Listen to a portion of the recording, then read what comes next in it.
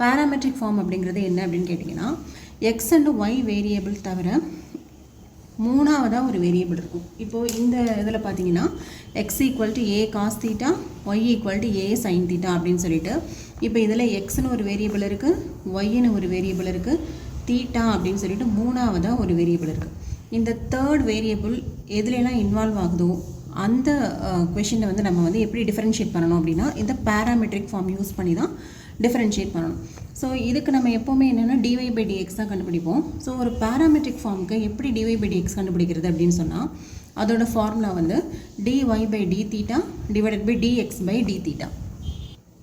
So first ஒய்யை எக்ஸை ரெண்டையுமே with respect to theta differentiate பண்ணிவிட்டு அதோட ஆன்சர்ஸை நம்ம போட்டோன்னா அப்போ தான் நமக்கு வந்து டிஒய் பை டிஎக்ஸ் வந்து கிடைக்கும். இதில் வந்து டிஒய் பை டிஎக்ஸ் நம்ம டேரெக்டாக கண்டுபிடிக்க முடியாது. டிஒய் பை டி தீட்டாவும் கண்டுபிடிக்கணும், டிஎக்ஸ் பை டி தீட்டாவும் கண்டுபிடிக்கணும். இது ரெண்டுத்தோட வேல்யூஸையும் சப்ஸ்டியூட் பண்ணோம்னா டிஒய் பை டிஎக்ஸோட வேல்யூ கிடைக்கும். ஸோ இதுக்கு பேர் தான் வந்து பேராமெட்ரிக் ஃபார்ம் அப்படின்னு பேர்.